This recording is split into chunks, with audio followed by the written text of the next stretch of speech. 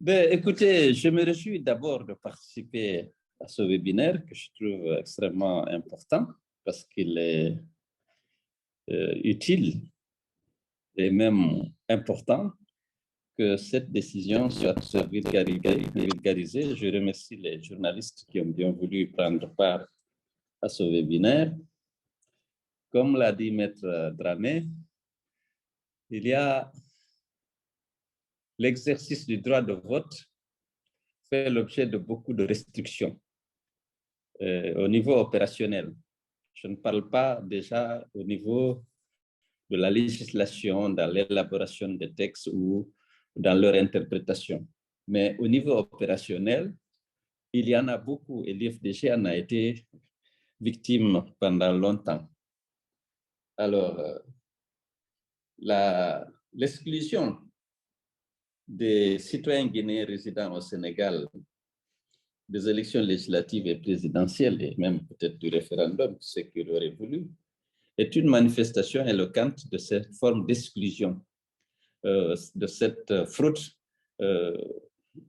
opérationnelle, dans le secteur de l'opérationnel. Il y en a plusieurs.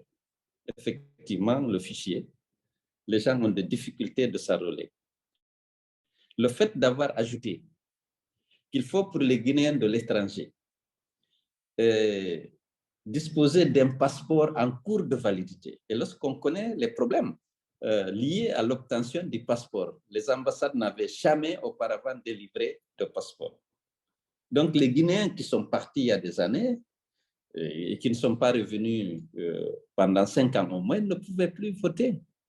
Ça, c'est une forme d'exclusion qui a été consacrée par un texte réglementaire de la CENI.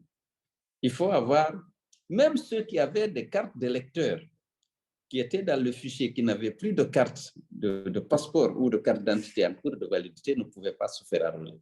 C'est une forme d'exclusion qu'il fallait dénoncer et je pense qu'on l'a bien fait dans cette affaire-là, dans cette action menée auprès de la Cour de justice de la CEDEAO. Nous avons vu comment aussi ce droit de vote a été,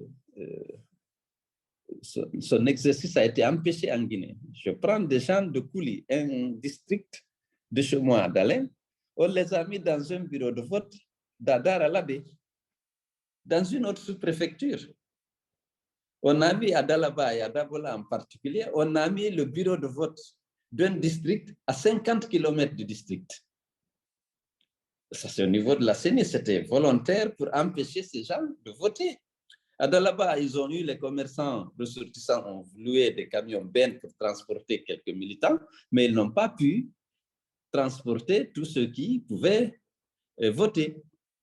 Il y a beaucoup de choses comme ça. On a vu aussi, au second tour de 2010, les cartes d'électeurs d'une bonne partie des sous-préfectures de Koundara ont été envoyées à Kerouani. Alors, on ne pouvait pas les retourner à Conakry et les amener à Koundara avant le scrutin, puisque c'est pratiquement à la veille, 2 jours avant, que ça a été... les cartes ont été distribuées. Donc, on a vécu beaucoup de choses et ensuite, où on envoie les PV, les imprimés des PV, comme ce fut le cas à Popodra pendant le 2e tour, on a envoyé les PV, on n'a pas envoyé les enveloppes. Et lorsqu'on a dressé le PV du bureau de vote, on a envoyé, on a dit non, les PV qui ne sont pas dans des enveloppes scellées ne sont pas valables. Alors que volontairement, la logistique à la CENI, qui était contrôlée complètement par le RPG, avait fait ces manipulations, ces manœuvres pour empêcher justement l'adversaire politique que j'étais de pouvoir valoriser l'ensemble de ces élections. Donc, ces choses-là, on les a vécues, il y en a tellement qu'on ne peut pas, comme Maître Amel l'a dit, on ne peut pas justifier qu'au Sénégal, on ne recense pas les gens pour qu'ils puissent exercer les droits de vote, mais on sait que 90% des Guinéens résidents au Sénégal votent UFDG, donc c'était prémédité, c'était fait comme ça. On a envoyé en Malaisie, on a fait voter en Malaisie, pour où il y avait que 600 Guinéens recensés, et qui n'ont voté il n'y a eu que 150 qui ont voté, alors qu'on a refusé aux Sénégalais, aux Bissau-Guinéens et même à une bonne partie des Léonais de voter par justement ces obstacles de nature opérationnelle. Donc, c'était important que ce problème soit posé et que les gens puissent s'adresser à la justice. Je félicite vraiment mes compatriotes sénégalais qui ont pris l'initiative de saisir la justice. Je félicite bien sûr Maître Damé qui les a accompagnés et que cette décision fera jurisprudence dans notre espace CEDEAO désormais. Parce que c'était vraiment une discrimination. On ne pouvait pas faire voter les gens de Malaisie et refuser de faire voter les Guinéens qui sont au Sénégal, en refusant effectivement de les enrôler complètement. Et ils ont perdu leur droit, ainsi le droit de participer à ces élections-là. Et c'était vraiment, je félicite la Cour de justice de la CEDEAO. Vous savez, en Guinée, on a pris l'habitude, c'est ancré dans notre culture, on ne fait pas confiance à la justice, même à la justice internationale, on hésite souvent. Mais aujourd'hui, nous sommes encouragés à saisir les juridictions pour les violations des droits des citoyens. Ici, c'était des violations flagrantes des droits des citoyens. Alors, j'ai parlé bien sûr de la fraude avant. Ça, c'est nécessairement lié aux fichiers et lié à la distribution des documents comme les enveloppes. Mais il y a aussi la fraude pendant les élections, lorsque les gens ne sont pas... ça, ces fraudes-là, ce n'est pas opérationnel. C'est dans la centralisation des données.